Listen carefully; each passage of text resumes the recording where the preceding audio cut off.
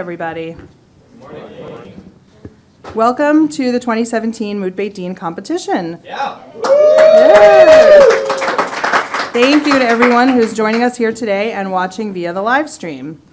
Before we begin the competition, everyone please turn off your cell phones so that we do not interrupt the presentations. We are in the Brandeis 1 division. The teams competing in this division are Schechter School of Westchester, Donna Klein Jewish Academy, Solomon Schechter High School of Long Island, Frankel Jewish Academy, D. Toledo High School, Tarbut V'Torah. We'd like to thank the judges who are not only with us today, but have invested time and thought in reading and providing feedback in your written decisions. I'd like to invite the judges to each stand and introduce yourselves to the room. Good morning, I am Gabriella Roisman, and I want to thank all of you in advance for all the hard work you've put into preparing for today. Hi, I'm Rabbi Gideon Estes. I'm the Rabbi at Congregational Army, still here in Houston. I also want to congratulate all of you for your hard work, and I look forward to all your presentations. Welcome to Houston, y'all. The competition will work as follows. Each team will have 8 minutes for presentation, and there will be 8 minutes for questions and answers. Our timekeeper is Rabbi Josh Kahan, sitting in the front row. He will give each team a 1-minute warning and then a 30-second warning. Even if you are mid-sentence, you must stop. You do not need to use your full 8 minutes for presentation, and judges do not need to use their full 8 minutes for questions. There will be a 5-minute break in between each team, and at the start of the break, the timekeeper will invite the next team to come get ready on the stage. There will also be 2 longer breaks throughout the competition.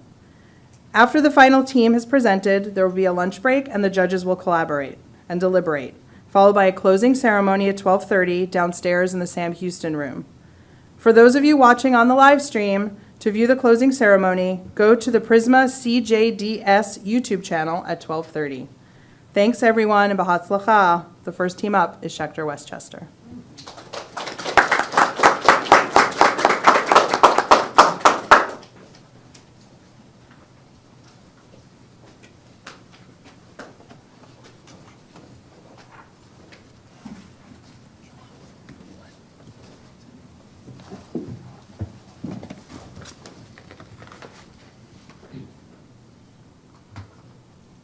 Good morning.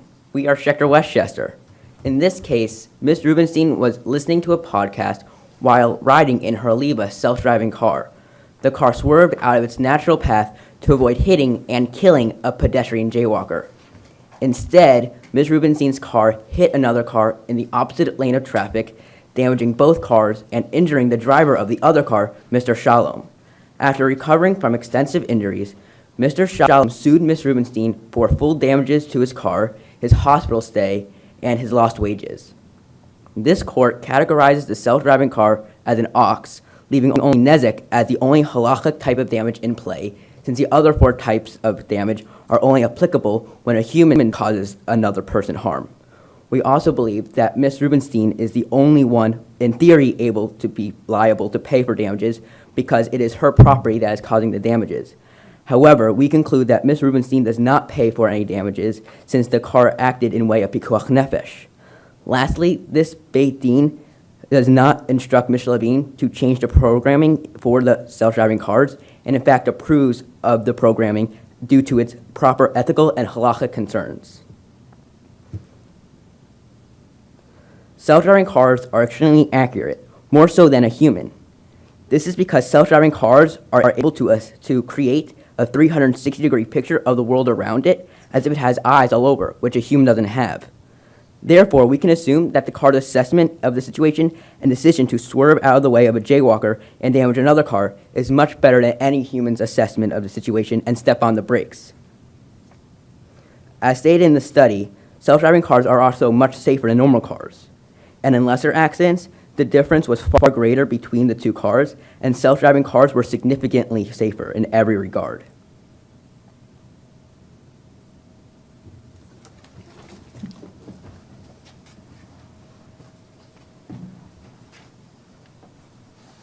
All right. In this case, there are several possibly liable parties: the company, the jaywalker, and Rachel herself. The company is exempt because they do not own the property that caused it. Some may say that because they programmed the car, they should be held liable, but while their programming may account for such a situation that arose, they did not program it expecting this situation. Their software did not cause the damages or situation. The situation arose out of circumstance. The jaywalker's actions may be considered blameworthy, but they are also not legally liable. They're too far removed. Although it is possible that they indirectly caused the damage, Nezek only applies to the parties directly involved. As per Bava Kama 48b, one is not held liable for indirect damage. This leaves Rachel liable, as her property was directly involved in the collision. Next comes the categorization of the car in terms of Bava Kama 1.1, the ox, the fire, in the pit. It cannot be a pit because it's not damaging at the beginning. That is, it will not cause any damage while stationary. It also cannot be fire. Fire represents direct human agency, like shooting arrows, as when you set a fire, it will move mindlessly as a result of your action. Thus, the person can be seen as having directly caused the damage. The car does not. When you start the self-driving car, as soon as it turns on, it is acting as a result of its programming independent of you, similar to prodding an animal awake. This car should be classified as an ox. There are several reasons for why it should be classified as such. First, it makes autonomous decisions as a result of its programming and outside stimuli, like a living creature. Second, Rachel did not have any control over the situation. Once she started the car, it began acting of its own accord. The AI independently makes decisions based on surroundings in the moment. She does not have control past the ignition. Thus, the car has, for legal purposes, the equivalent of Ruach Chaim.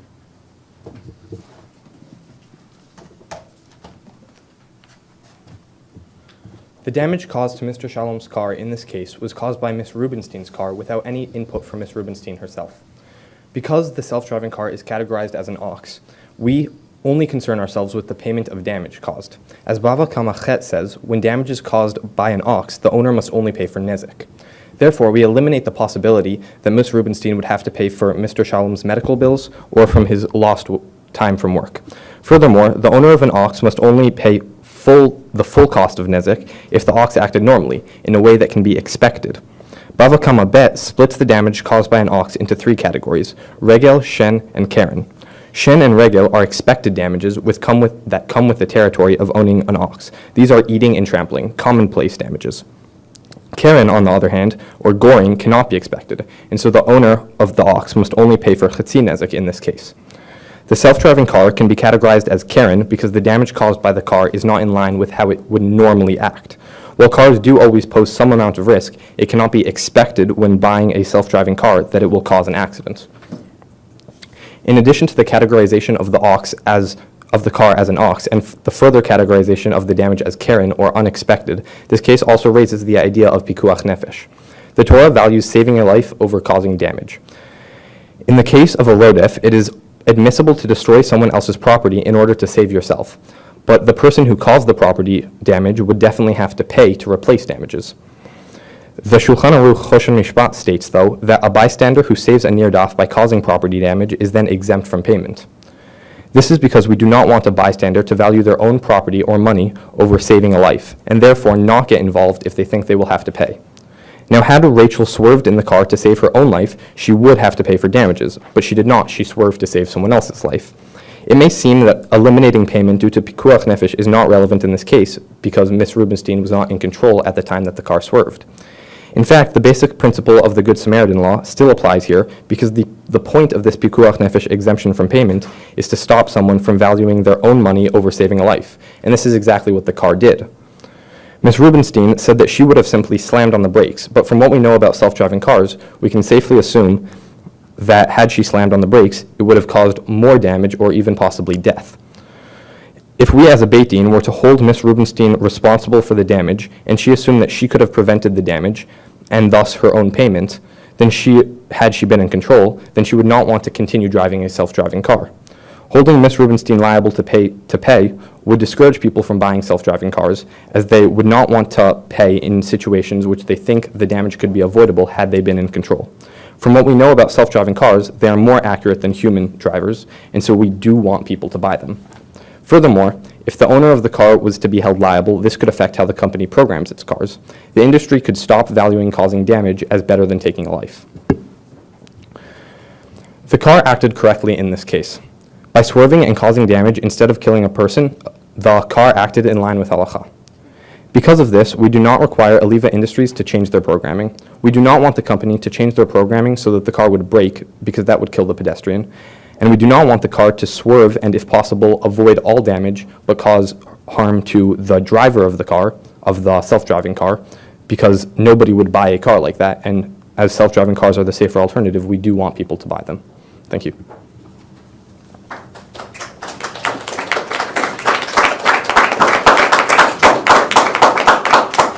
Okay, great. We now have time for questions. So I just wanted to, I wanted to ask for a little bit more clarification on why Ms. Rubenstein would not be liable for payments. And you guys did a great job with your explanation about it. I'm just going to challenge you a little bit on it.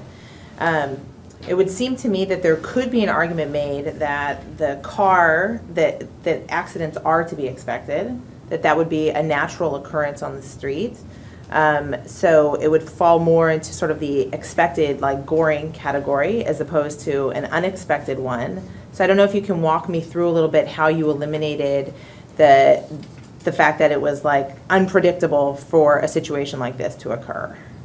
Well, for one thing, it's pretty easy to say when you get into a car, your average car, you don't expect that you're going to get into an accident. People wouldn't drive in that case. So it would be the same with a self-driving car. People wouldn't buy self-driving cars if they thought that by doing so they would get into an accident.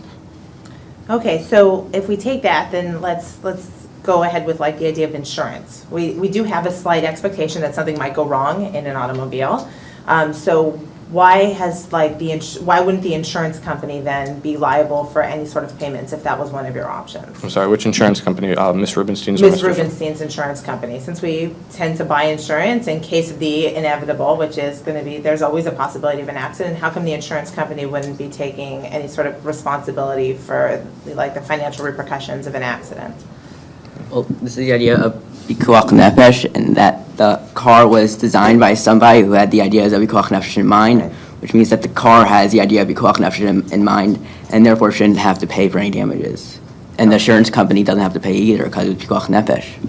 And specifically, Ms. Rubenstein's insurance company, if we were told Ms. Rubenstein and therefore her insurance company liable, then that would discourage people from using self-driving cars, saying that if I get into an accident that I could have potentially avoided, which we don't believe that they could have, but that they tell themselves that they could avoid, then if they do have to pay for the accident, then they would not use self-driving cars, which we believe are the safer alternative.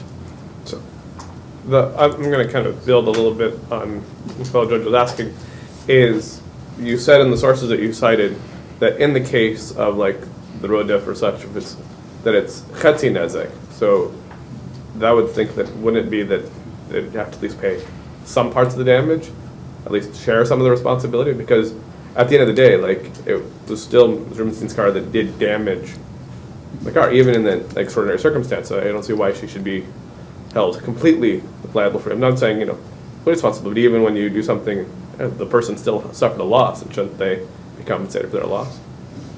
Well, the idea that Ms.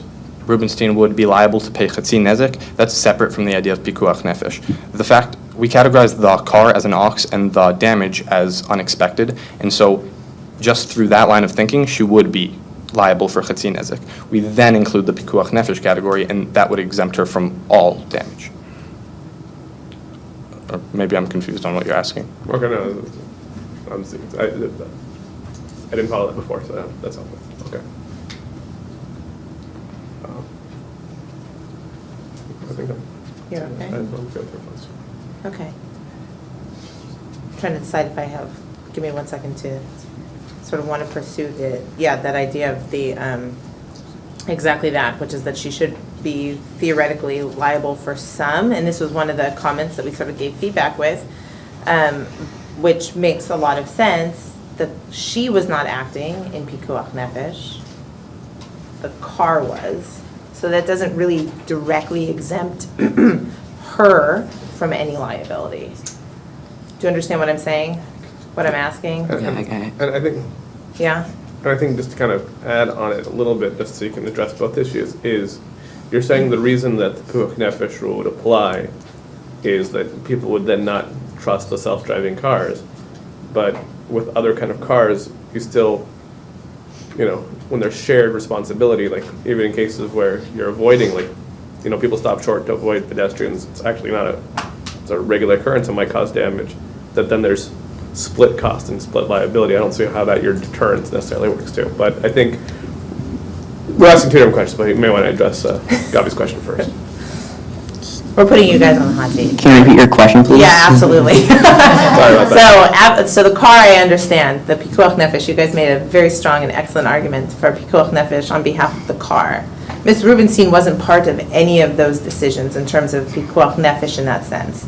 She would be responsible for simply igniting the ignition and programming it, which would make her liable, like you said, for the aux, for the damages caused, even Chatzi Nefesh. So how are we applying Pikuach Nefesh to her so that she's abdicated of all responsibilities when it's really the car, from what I'm understanding, that acted in Pikuach Nefesh, not Ms. Rubenstein?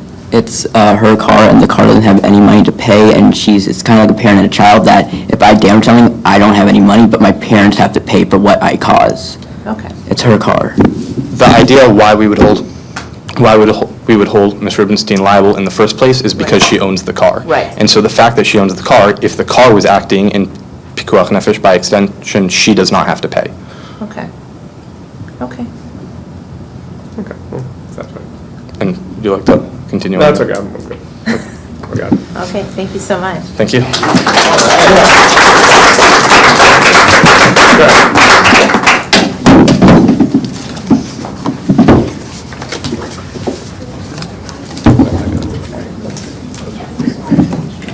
Perfect, thank you. Next up is the Don Klein Jewish Academy. So there's them coming up and have a few minutes to get yourself set up. And then we'll continue. Go. That's great. Good job. Good job,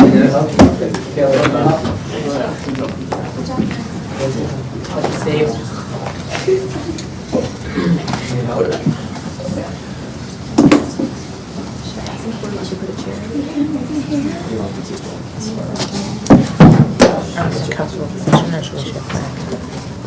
That's fine.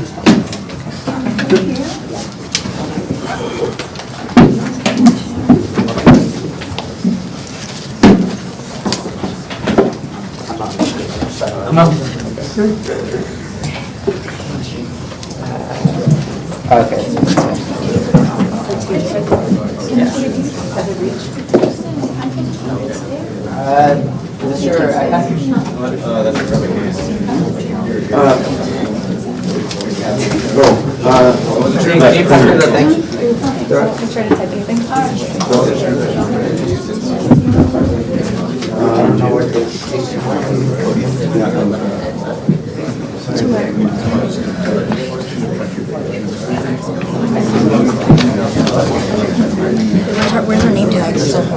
Huh? Oh, shoot.